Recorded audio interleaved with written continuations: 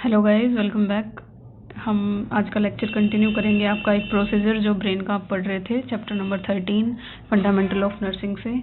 ठीक है, procedure apply to nervous system. इसके अंदर हम पढ़ रहे थे आपका ईईजी के बारे में, जिसके बारे में हमने डेफिनेशन, पर्पस और इंडिकेशंस पढ़ लिए थे। डेफिनेशन दोबारा देखते हैं।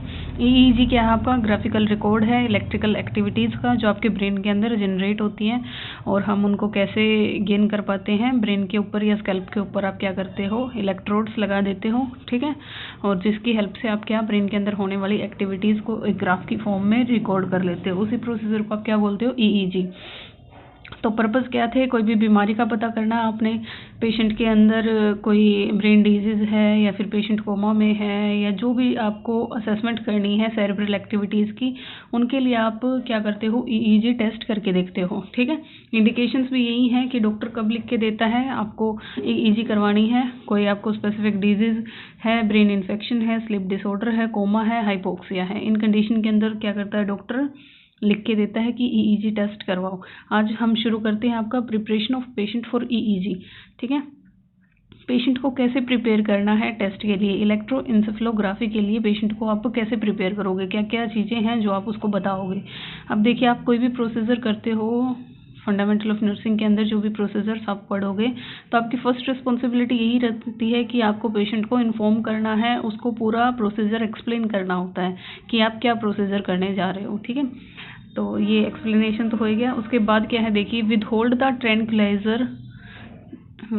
ट्रैंक्विलाइजर और stimulant for 24 to 48 hour before EEG. ठीक है, आपने क्या करना है, टेस्ट होने से 24 से 48 घंटे पहले अगर कोई पेशेंट आपका ट्रैंक्विलाइजर या स्टिमुलेंट ड्रग ले रहा है ब्रेन से रिलेटेड, ठीक है, तो वो क्या करनी है, विदहोल्ड यानी स्टॉप करवा देनी है 24 से 48 घंटे पहले ही ईईजी के। क्योंकि अगर आप ये दवाइयाँ दे के आप ये टेस्ट करोगे तो जो आपकी ब्रेन वेव्स का पैटर्न होगा वो अल्टर चेंज हो सकता है इन दवाइयों की वजह से। तो आपने क्या करना है, पेशेंट को कहना है कि 24 से 48 घंटे पहले आपने टेस्ट के ये दवाइयाँ बंद कर देनी है आपकी। उसके बाद coffee, tea, cola drinks are omitted in meals before test because of their stimulating effect. आपने पेशेंट को कहना है कि कॉफ़ी, टी या ये आपकी जो कोल्ड ड्रिंक्स आती हैं वो भी आपने क्या करनी है, स्टॉप करनी है। आपने ये नहीं चीज़ें लेनी हैं टेस्ट से पहले, क्योंकि ये इन सारी चीज़ों के अंदर भी क्या होता है, स्टिमुलेटिंग इफेक्ट होता है, ब्रेन को स्टिमुलेट करती हैं ये सारी चीज़ें। तो ये सारी चीज़ें भी ओमिट आउट मतलब बंद करवा देनी है। ठीक है, उसके बाद नेक्स्ट पॉइंट आपने क्या याद रखना है, डोंट ओमिट द मील। खाने को स्किप नहीं करवाना है आपने। ठीक है, खाना पेशेंट को खिलाना है, लेकिन बस खाने में आपने कॉफ़ी, टी और कोल्ड ड्रिंक्स नहीं देनी है। ठीक है, don't omit the meal, meal को स्टॉप नहीं करना है, because it may alter the blood sugar level and can cause changes in brain wave patterns. ठीक है, क्योंकि अगर देखिए आप पेशेंट को आप खाना नहीं देंगे तो उसके जो ब्लड शुगर लेवल है वो कम हो जाएगा। ठीक है, और ब्रेन को तो आपको पता है ये शुगर ही चाहिए फंक्शन करने के लिए, तो उसकी ब्रेन वेव्स का पैटर्न चेंज हो सकता है अगर आप पेशेंट को खाना नहीं देंगे, जिसकी वजह से उसका ब्लड शुगर लेवल कम दिखेगा और आपको ब्रेन वेव्स के अंदर क्या देखने को मिलेगा, चेंजेस देखने को मिलेंगे। तो आपने खाना स्किप नहीं करवाना है, बस खाने में कॉफ़ी, टी और कोल्ड ड्रिंक्स को बंद करवाना है। ठीक है, नेक्स्ट है रीअश्योर द पेशेंट। आपने पेशेंट को रीअश्योर करना है that he will not receive any shock. उसको कोई शॉक नहीं दिया जा रहा है, जैसे इलेक्ट्रोएन्सेफेलोग्राफी के अंदर क्या कोई शॉक नहीं दिया जाता, वो आपकी एक अलग प्रोसीजर होता है ईसीटी, इलेक्ट्रोकंसल्टिव थेरेपी, उसके अंदर आपको पेशेंट को शॉक देते हैं, इसके अंदर आपको शॉक नहीं देते हैं। तो आपने पेशेंट को रीअश्योर यानी यकीन दिलाना है कि ये ऐसा कोई टेस्ट नहीं है जिसके अंदर आपको शॉक दिया जाएगा। ठीक है, और आपने कहना है कि ये जो प्रोसीजर है ये 60 to 90 मिनट्स तक चलेगा। अब इसमें बहुत सारे आपके एक नंबर के क्वेश्चन बनते हैं जो आपके कम्पिटिटिव एग्जाम में पूछे जाते हैं, यही कि कौन सी दवाइयाँ हैं जो 24 से 48 घंटे पहले आपने स्टॉप करनी है, प्रोसीजर कितने टाइम में कंप्लीट होता है, पेशेंट इसमें कोई शॉक नहीं दिया जाता है, खाना पेशेंट को एनपीओ नहीं रखा जाता है, नील पर ओरल नहीं रखा जाता है, उसको खाना खिलाया जाता है। नेक्स्ट है wash and dry the hair before the procedure. ठीक है, प्रोसीजर से पहले पेशेंट के जो हेयर्स हैं उनको वॉश करना है और सुखा लेना है। ठीक है, डोंट अप्लाई यानी हेयर ऑयल, और बालों में कोई तेल नहीं लगाना है, ये सारी चीज़ें आपने ध्यान रखनी है। नेक्स्ट है instruct the patient not to move during the procedure, और पेशेंट को ये इंस्ट्रक्शंस देनी है आपने कि जब भी प्रोसीजर हो रहा हो, आप मशीन आपके स्कैल्प पे जब इलेक्ट्रोड लगा दिए जाएँ तब आपने क्या नहीं, मूवमेंट नहीं करनी है, आपको बिल्कुल स्थिर रहना है, कोई मूवमेंट एक्स्ट्रा नहीं शो करनी है। उसकी वजह से आपकी ब्रेन की एक्टिविटीज़ या पैटर्न वो क्या होंगी, अल्टर देखने को मिलेंगी, चेंज देखने को मिलेंगी। ठीक है, अब कौन कौन सी चीज़ें हैं जो आपने प्रोसीजर के दौरान ध्यान रखनी है वो अब हम पढ़ेंगे। ये था आपका प्रिपेयर करना पेशेंट को बिफोर द प्रोसीजर के दौरान देखिए, during the EEG the amplified activity of nervous system is recorded on A continuous moving graph paper. अब आपको पता है कि एक ग्राफ पेपर के ऊपर क्या होगा, ये सारी की सारी एक्टिविटीज़ को लिया जाता है। आगे क्या है, for baseline recording the patient like quietly with the I closed. अगर आपको अच्छे से रिकॉर्ड करना है ब्रेन की एक्टिविटी को तो पेशेंट को आपने सुपाइन पोजीशन में लेटा देना है। ठीक है, पोजीशन अगर आपसे पूछी जाए तो सुपाइन पोजीशन में लेटा देना और क्वाइटली, ठीक है, उसको कहना है कि चुपचाप शांति से आप, ठीक है, लेटें और अपनी आंखें को बंद करें, ज़्यादा हिलना डुलना नहीं है पेशेंट को। ठीक है, for activation procedures the patient में आस्क टू हाइपर वेंटिलेट।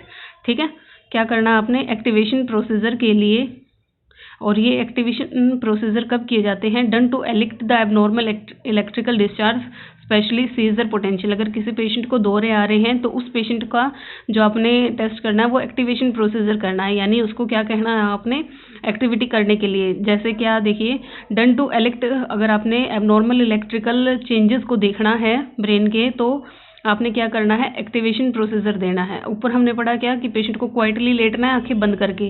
ठीक है, एक तो ये नॉर्मली अगर आपने करना है तो, अगर लेकिन किसी पेशेंट को सीजर डिसऑर्डर है, दौरे आ रहे हैं, तो उस पेशेंट के लिए आपने एक्टिवेशन प्रोसीजर करना है। इसके अंदर आपने पेशेंट को कहना है कि आपको हाइपर वेंटिलेट करना है 3 से 4 मिनट के लिए, जोर जोर से, मतलब बहुत ज़्यादा आपने सांस लेनी है, हाइपर वेंटिलेट करना है। और फिर आपने then to look at a bright flashing light, ठीक है, फॉर फोटोइक स्टिमुलेशन। फिर आपने पेशेंट को कहना है कि फिर आपने 3 से 4 मिनट तक हाइपर वेंटिलेट करके एक फ्लैश लाइट की तरफ क्या करना है, देखना है, ताकि लाइट का स्टिमुलेशन हो। ठीक है, ये प्रोसीजर आपके कैसे हुए, एक्टिवेशन वाले। ठीक है, सीजर या एपिलेप्सी के पेशेंट के अंदर ऐसी तरीके से टेस्ट किया जाता है।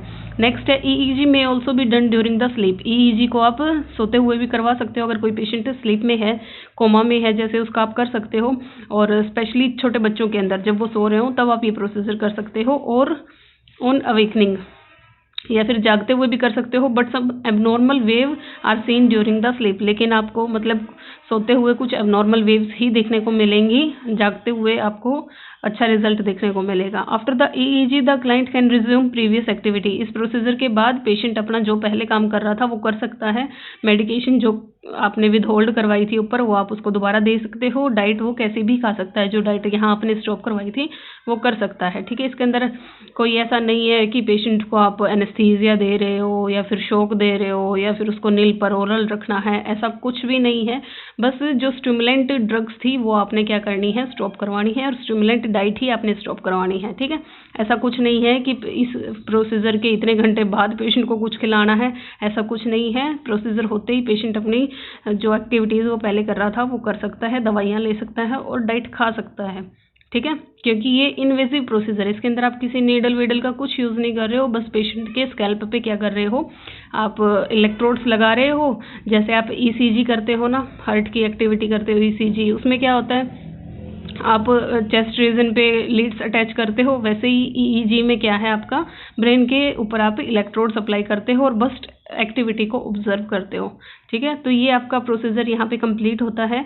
नेक्स्ट वीडियो के अंदर हम नेक्स्ट प्रोसीजर करेंगे। आई होप आपको ये समझ आया होगा। Thank you guys.